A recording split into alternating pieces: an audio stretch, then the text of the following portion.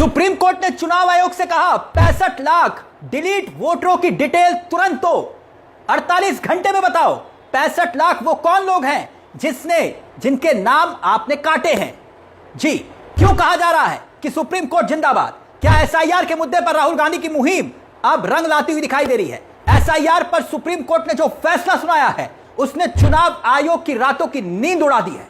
Supreme court ने चुनाव आयोग को जो निर्देश दिए हैं वो पूरे देश को सुनने चाहिए। वो निर्देश बहुत महत्वपूर्ण है क्योंकि बिहार में वोटर लिस्ट को लेकर जो 65 लाख लोगों के नाम काटे गए थे उसे पब्लिश करने को कहा गया है कि क्यों काटे नाम की लिस्ट डिजिटल दो, आधार को मान्य दस्तावेज बनाओ। राहुल गांधी यही तो मांग कर रहे थे। कोर्ट में और क्या क्या कुछ हुआ, हर एक पहलू को हम आपके सामने रखेंगे। ध्यान से सुनिएगा क्योंकि सुप्रीम कोर्ट का जो यह फैसला आया है वो देश के लिए नजीर बताया जा रहा है। हमने कहा ना कि देश के वासी क्यों कह रहे हैं सुप्रीम कोर्ट जिंदाबाद, क्योंकि सुप्रीम कोर्ट ने कहा है चुनाव आयोग को ड्राफ्ट वोटर लिस्ट से हटाए गए जितने भी 65 लाख लोगों के नाम हैं वो सभी वोटर लिस्ट आप पेश करिए। 19 अगस्त तक सार्वजनिक करना होगा, मतलब 19 अगस्त तक ये सारी डिटेल आपको अदालत में देनी होगी। 22 अगस्त को अनुपालन रिपोर्ट कोर्ट में पेश करनी होगी। बाकायदा कोर्ट ने आयोग से यह पूछ लिया कि आप उन लोगों के नाम क्यों नहीं बता रहे हैं जिनकी मौत हो गई है, या जो लोग पलायन कर चुके हैं, या फिर जो दूसरे निर्वाचन क्षेत्र में जा चुके हैं। इसी दौरान सुप्रीम कोर्ट ने चुनाव आयोग से कहा कि बिहार में जिन 65 लाख लोगों के नाम काटे गए हैं उन नामों को सार्वजनिक करिए। यह बहुत बड़ी बात थी। साथ ही कोर्ट ने यह भी कहा कि यह भी बताइए कि उनके नाम क्यों काटे गए हैं, क्योंकि आधार कार्ड को लेकर लगातार सवाल उठ रहे थे। तो कोर्ट ने कहा इसे मान्य दस्तावेज के रूप में रखिए। तो क्या अब चुनाव आयोग जो पीछे बैकफुट पर आया हुआ था, तो अब नए खुलासे होंगे एसआईआर को लेकर? और क्या जो आरोप लगाए जा रहे थे, अब सारी पोल पट्टी खुल जाएगी जब यह लिस्ट सामने आएगी? क्योंकि कोर्ट के आदेश के मुताबिक बिहार में एसआईआर के बाद ड्राफ्ट वोटर लिस्ट से हटाए गए लगभग 65 लाख वोटरों की जिलावार सूची जिला निर्वाचन अधिकारी की वेबसाइट पर प्रकाशित करनी होगी। और यह कोर्ट का आदेश है। तो क्या आप कोर्ट का आदेश चुनाव आयोग नहीं मानेगा?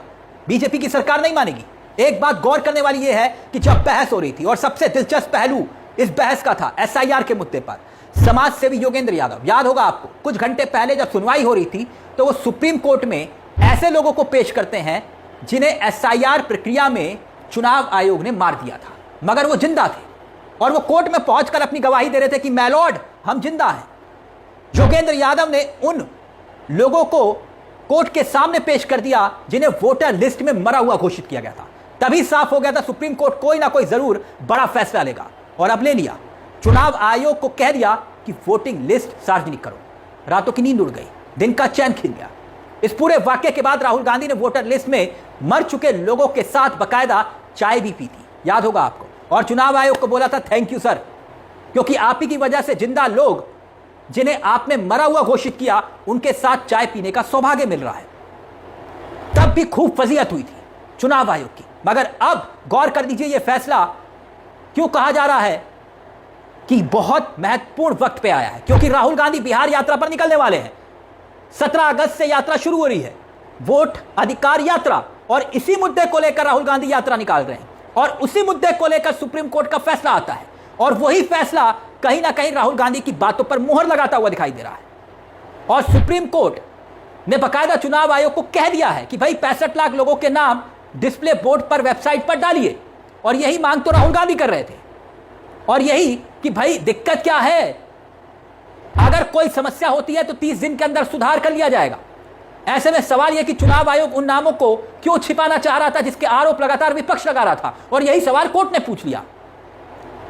आखिरकार वोटर लिस्ट से उनके नाम जो काटे गए हैं वो जिंदा है या फिर नहीं है, वो वोटर है या फिर नहीं है, यह जानने का अधिकार सबको है, और इसमें छिपाने की कौन सी बात है? कोर्ट ने भी यही पूछ लिया।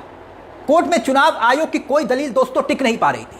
तभी तो सुप्रीम कोर्ट ने कहा कि हम नहीं चाहते कि नागरिकों के अधिकार राजनीतिक दलों के कार्यकर्ताओं पर निर्भर रहें। यह बहुत बड़ी टिप्पणी थी। कोर्ट ने कहा कि भाई जो मर चुके हैं, जो पलायन कर चुके हैं या फिर दूसरी जगहों पर चले गए हैं, मतदाताओं के नामों को डिस्प्ले बोर्ड या वेबसाइट पर प्रकाशित करिए। अब इस फैसले के आने के बाद बकायदा कांग्रेस ने भी सवाल खड़े किए हैं। कांग्रेस का चेहरा है सुप्रिया श्रीनेत, उन्होंने क्या कुछ कहा है, आइए वो भी आपको सुनाते हैं और फिर इस पूरे मामले को लेकर कैसे एक के बाद एक खुलासे हो रहे हैं उसका भी जिक्र करेंगे। लेकिन पहले सुप्रिया श्रीनेत का ये बयान सुनिए। हाँ भाई, चुनाव आयोग सारी हेकड़ी धरी की धरी रह गई ना। ये जो मनमर्जी चल रही थी बिहार में, उस पर रोक लगी गई ना। इस देश के उच्चतम न्यायालय सुप्रीम कोर्ट ऑफ इंडिया ने आज चुनाव आयोग को निर्देशित किया है कि जो 65 लाख लोगों का नाम बिहार की वोटर लिस्ट से काटा गया था, उनको अपनी वेबसाइट पर पब्लिश किया जाए। सिर्फ नाम ही नहीं पब्लिश होंगे, वो काटे क्यों गए थे और किस नियम के तहत काटे गए थे ये भी बताया जाए। यही नहीं, ये जो सारी लिस्ट, सारी सूची है, ये एक डिजिटल फॉर्मेट में पब्लिश की जाएगी जिससे कि उसकी पब्लिक जांच हो सके। तो यही तो मांग रहे थे नेता प्रतिपक्ष राहुल गांधी, बार बार यही तो कह रहे थे कि साफ सुथरी वोटर लिस्ट के लिए डिजिटल फॉर्मेट जरूरी है जिसका पब्लिक ऑडिट हो सके। सुप्रीम कोर्ट ने और भी एक आगे बढ़कर बात कही। सुप्रीम कोर्ट ने कहा कि आधार को मान्य दस्तावेजों की सूची में शामिल किया जाए। ये जो चुनाव आयोग है, ये बड़े दम्भ और अहंकार में भरकर इसी सुप्रीम कोर्ट के सामने कह चुका है और कह रहा था लगातार कि ना तो हम नाम सार्वजनिक करेंगे और ना ये बताएंगे कि किस नियम के तहत वो नाम काटे गए। तो ये मेरी मर्जी लोकतंत्र में नहीं चलती है चुनाव आयोग जी। आपको नाम भी बताने पड़ेंगे, किस नियम के तहत कटे वो भी बताने पड़ेंगे, क्योंकि कितने ही मृत लोगों को आपने जीवित कर दिया है और जीवित लोगों को आपने मार दिया है। असलियत यह है कि ये उन सब लोगों की जीत है जो लगातार चुनाव आयोग की इस धांधली के खिलाफ, इस मिली भगत के खिलाफ बोल रहे थे। और सबसे बड़ी जीत ये नेता प्रतिपक्ष राहुल गांधी की है, जो बड़े तौर पर इस चुनाव धांधली को लेकर लोगों को सजग कर रहे हैं, सबूतों के साथ चुनाव आयोग को घेर रहे हैं और आपके वोट की ये लड़ाई लड़ रहे हैं। ये राहुल गांधी की लड़ाई नहीं है, ना ये बीजेपी वर्सेस कांग्रेस की लड़ाई है, या ना ये विपक्ष वर्सेस सत्ता पक्ष की लड़ाई है। ये लड़ाई आपकी है, ये आपके उस हक की है जो आपको एक नागरिक के तौर पे सबसे ज्यादा ताकत देता है, और वो हक है वोट का अधिकार, सत्ता की चाबी जिससे आपके हाथ में रहती है। उसके साथ धांधली की जा रही है, उसके साथ खिलवाड़ किया जा रहा है। इसलिए आज का सुप्रीम कोर्ट का यह निर्देश अत्यंत जरूरी हो जाता है कि जो 65 लाख लोग मनमर्जी से काट दिए गए थे, नाम तो आपको बताने पड़ेंगे और नियम भी दिखाने पड़ेंगे। सुप्रीम कोर्ट के फैसले की आज हर जगह चर्चा हो रही है। एसआईआर की बहस को अब सीधे वोट चोरी के मामले की तरफ ले जाते हुए कांग्रेस दिखाई दे रही है, विपक्ष दिखाई दे रहा है। यह बात क्यों? क्योंकि कई हैरान करने वाले वाक्य अभी भी सामने आ रहे हैं। एक और उदाहरण, क्योंकि ईवीएम को लेकर भी कई बार सवाल खड़े हुए। हुआ क्या वो देखिए। यह खबर यकीनन गोदी मीडिया ने आपको नहीं बताई होगी, होनहार मीडिया ने। जानते हैं क्या खबर है? खबर यह है आपकी स्क्रीन पर, जिसमें सुप्रीम कोर्ट ने मंगाई ईवीएम, दोबारा हुई वोटों की गिनती, चुनाव के 3 साल के बाद जीता हारा हुआ प्रत्याशी। देखिए, अब कहा जा रहा है कि ईवीएम से वोट चोरी का खेल हो रहा है और यह उसका प्रमाण है।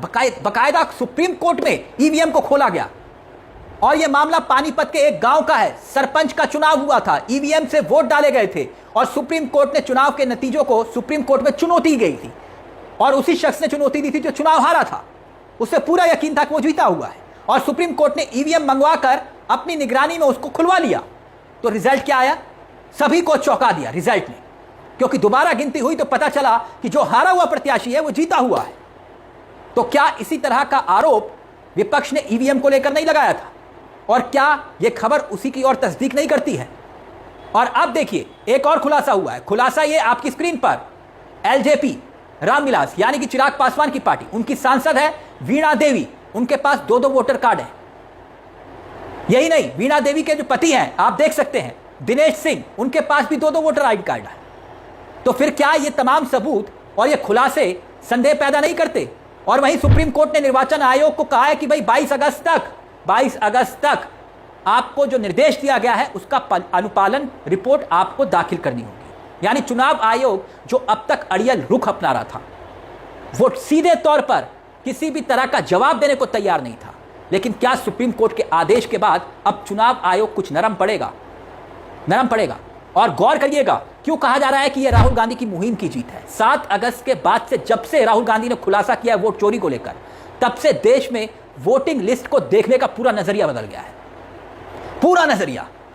और इसी को लेकर एक के बाद एक खुलासे भी हो रहे हैं। मगर अब तो चुनाव आयोग ने जिस तरह की दलीलें सुप्रीम कोर्ट में रखी और उन दलीलों पर सुप्रीम कोर्ट का हथौड़ा चला, उससे साफ है कि अब इस पूरे मामले पर चुनाव आयोग एक्सपोज हो गया है। इस मुद्दे को लेकर दोस्तों आपकी क्या राय है? हमें कमेंट बॉक्स में जरूर बताइएगा।